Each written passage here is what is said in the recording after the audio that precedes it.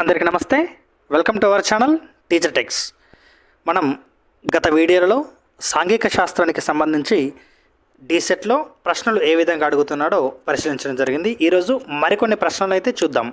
అదేవిధంగా మన ఛానల్ యొక్క హోమ్ పేజీలో మీకు డీసెట్కి సంబంధించి అన్ని రకాల సబ్జెక్టులపైన మోడల్ క్వశ్చన్స్, ప్రీవియస్ పేపర్ల క్వశ్చన్ల సరళి ఏ విధంగా ఉంది పరిశీలించడం జరిగింది.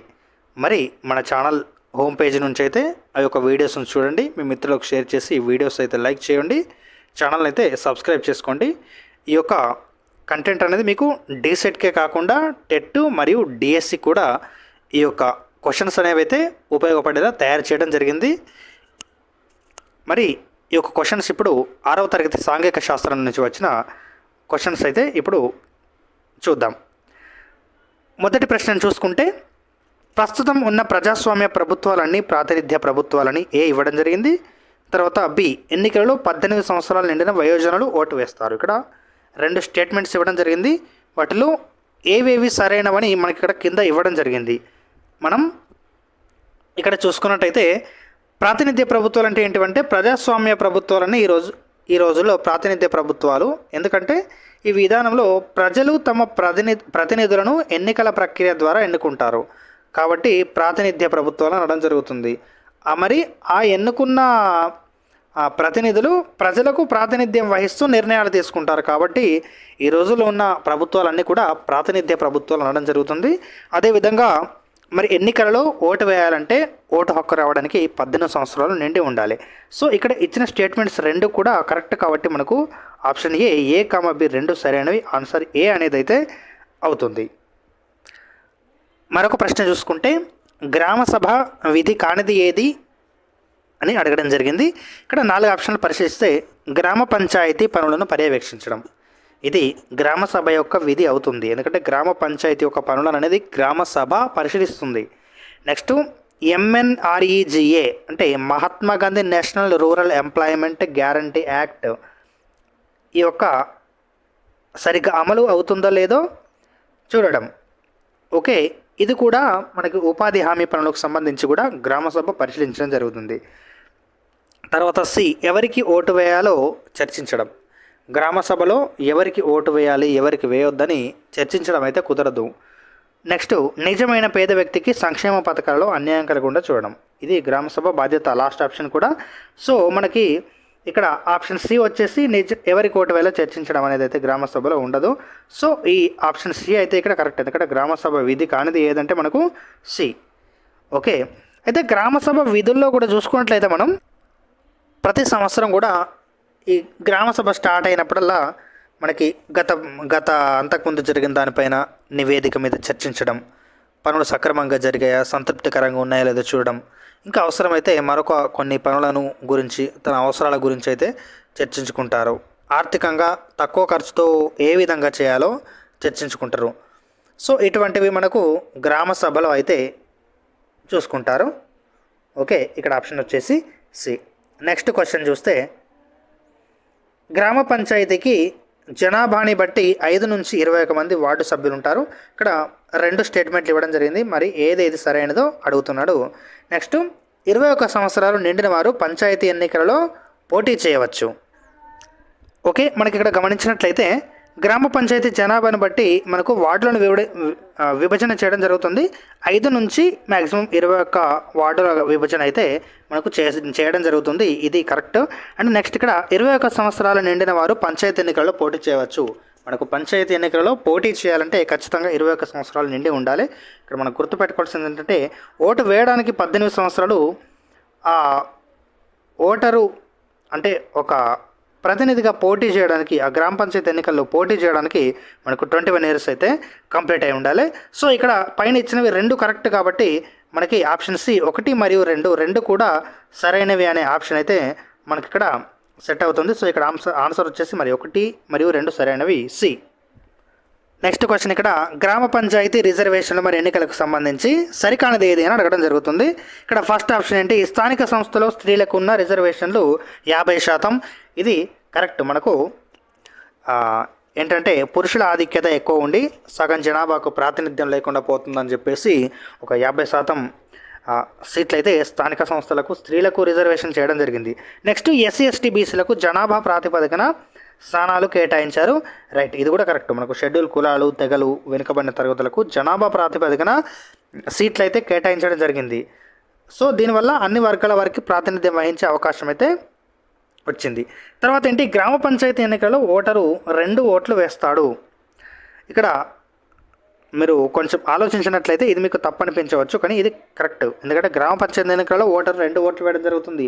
ఒకటి సర్పంచ్కి వచ్చేసి 1 ఓటు వేస్తాడు, నెక్స్ట్ వార్డు మెంబర్కి వచ్చేసి ఇంకొక ఓటు వేస్తాడు. ఒకే రోజు సర్పంచ్కి వార్డు మెంబర్కి ఓటు వేయడం జరుగుతుంది. నెక్స్ట్ డి చూసుకున్నట్టయితే మనకి ఇక్కడ 1 ఓటు సర్పంచ్కి మరొకటి ఉప సర్పంచ్కి వేస్తాడు అని అడుగుతున్నాడు. ఇక్కడ ఇది కాదు, ఇక్కడ సర్పంచ్కి ఒకటి వార్డు మెంబర్కి ఒకటి వేస్తాడు.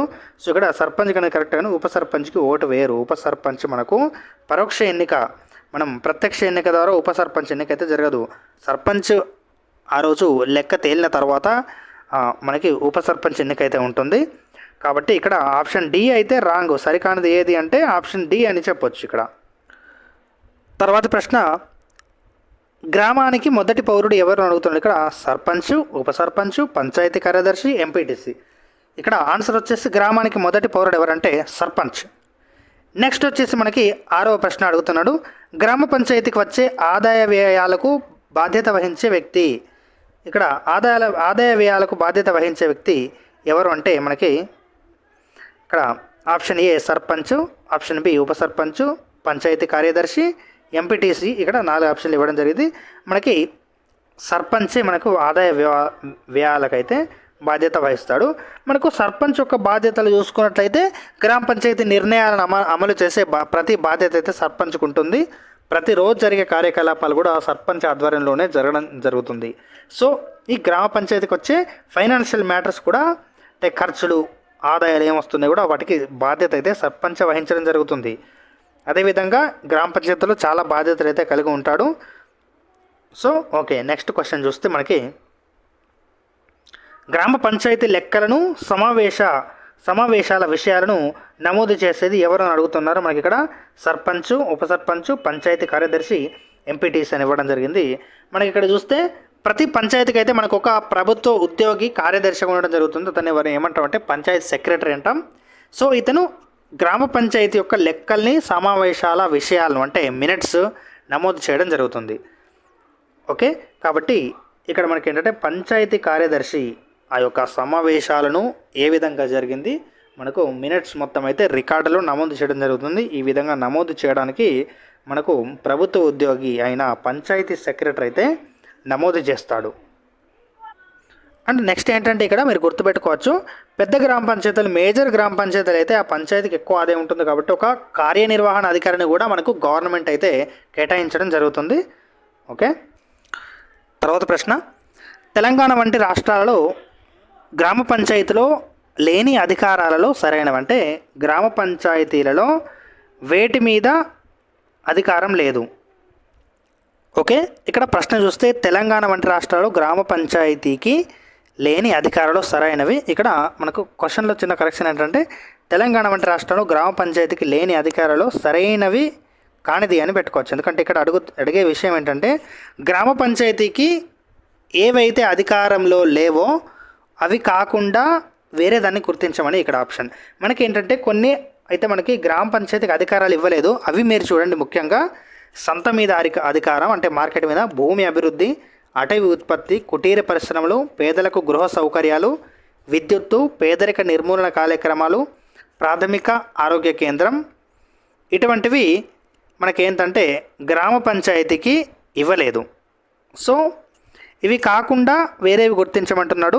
దాంట్లో మనకి చూస్తే చౌకధరల దుకాణాల పనితీరు అయితే ఉంటుంది, ఎందుకంటే మిగతా అన్ని అధికారాలు ఇవ్వలేదు. చౌకధరల దుకాణం మాత్రం ఇక్కడ ఆడ్ వన్.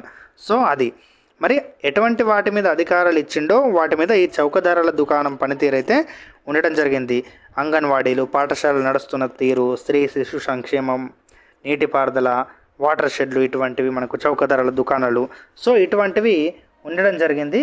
కాబట్టి మనకేంటంటే ఇక్కడ ఇచ్చినట్టు మనకు చౌకధరల దుకాణాల పనితీరు అయితే మనకు అవుతుంది, ఎందుకంటే ఇటువంటివి అయితే మనకు అధికారాల్లో ఉన్నవి. సో నెక్స్ట్ క్వశ్చన్ చూస్తే మనకు నగర పంచాయతీ జనాభా ఇక్కడ అడుగుతున్నాడు. 10,000 నుంచి 20,000, 20,000 నుంచి 40,000, 40,000 నుంచి 60,000, 60,000 నుంచి 80,000 అయితే మనకి ఇక్కడ ఆప్షన్స్ ఇవ్వడం జరిగింది. సో మనకిక్కడ కరెక్ట్ ఆప్షన్ ఏంటంటే మనకి నగర పంచాయతీ యొక్క జనాభా 20,000 నుండి 40,000 అయితే కరెక్ట్ అవుతుంది. ఒకవేళ మున్సిపల్ కౌన్సిల్ అయినట్టయితే 40,000 నుంచి 3 లక్షల జనాభా మున్సిపల్ కౌన్సిల్ అయినట్టయితే. ఓకే, నెక్స్ట్ మున్సిపల్ కార్పొరేషన్ అయితే 3 లక్షల జనాభా కంటే ఎక్కువ ఉన్నట్లయితే మున్సిపల్ కార్పొరేషన్ అవుతుంది. సో ఇక్కడ ఆన్సర్ వచ్చేసి బి. ఇక్కడ అడగడం జరిగింది మున్సిపల్ కార్పొరేషన్లో జనాభా ఎన్ని లక్షల పైన ఉంటుంది. సో ఇక్కడ ఆన్సర్ వచ్చేసి 3 లక్షల పైన ఉండేది కరెక్ట్. నెక్స్ట్ ప్రశ్న ఇక్కడ 3 ABC ఇచ్చాడు. ఇవి సరైనవి ఇవి సరికానివి అని అడుగుతున్నాడు. 12 మంది ప్రధాన విష్ణు భక్తులను ఆల్వార్లు అంటారు. పెరియాల్వార్, నమ్మాల్వార్ వీరిలో ముఖ్యమైన వారు. తర్వాత ఆండాల్ వీరిలో ఒకే ఒక మహిళ. ఇక్కడ ఇచ్చిన ఇవన్నీ కూడా మనకు సమాధానాలు సరైనవే. సో ABCలు సరైనవన్నీ అయితే పెట్టుకోవచ్చు. ఆన్సర్ ఏ. నెక్స్ట్ క్వశ్చన్ వచ్చి సెయింట్ థామస్ బాసిలికా చర్చ్ ఎక్కడ ఉంది? ముంబై, చెన్నై, మెదక్, కేరళ. మనకి ఇక్కడ చూస్తే సెయింట్ థామస్ బాసిలికా చర్చ్ అయితే చెన్నైలో ఉంది. దీన్ని 1523లో నిర్మించడం జరిగింది. మనకి ఎవరు 2000 సంవత్సరాల క్రితం భారతదేశానికి వచ్చిన సెయింట్ థామస్ పేరు మీదనైతే ఈ యొక్క చర్చిని నిర్మించడం జరిగింది. సో దీని ఆన్సర్ వచ్చేసి చెన్నై. నెక్స్ట్ భారతదేశంలో మొట్టమొదటి మసీద్ ఎక్కడ నిర్మించాలని అడుగుతున్నాడు. ముంబై, చెన్నై, మెదక్, కేరళ. ఇక్కడ ఆప్షన్స్ ఇవ్వడం జరిగింది. మనకి వస్తే కేరళ ఇక్కడ ఆన్సర్ వచ్చేసి, ఎందుకంటే కేరళలోని చరమాన్ మసీదు భారతదేశంలో మొట్టమొదటిగా నిర్మించబడిన మసీద్ అని అయితే చెప్పవచ్చు. సో మనకి ఈ విధంగా అయితే ప్రశ్నలు అయితే మనకు ఉండడం జరిగింది. మీరు ఈ యొక్క ప్రశ్నలు ఈ విధంగా డీసెట్లో అడుగుతాడని మీకు ఇదివరకు అర్థమై ఉంటుంది. సో ఇటువంటి క్వశ్చన్స్ అయితే మీరు బాగా ప్రాక్టీస్ చేయవచ్చు. అదేవిధంగా మీకు ఇంకా ఎటువంటి సబ్జెక్ట్స్ పైన డౌట్స్ ఉన్నా కింద కామెంట్లో తెలపండి. వీడియోని అయితే లైక్ చేసి మీ ఫ్రెండ్స్కి అయితే షేర్ చేసి ఛానల్ అయితే సబ్స్క్రైబ్ చేసుకోండి. అదేవిధంగా టెలిగ్రామ్ గ్రూప్లో కూడా మీరు జాయిన్ అవ్వండి. మరిన్ని అప్డేట్స్ అయితే మీకు అవైలబుల్లో ఉంటాయి. Okay, thank you.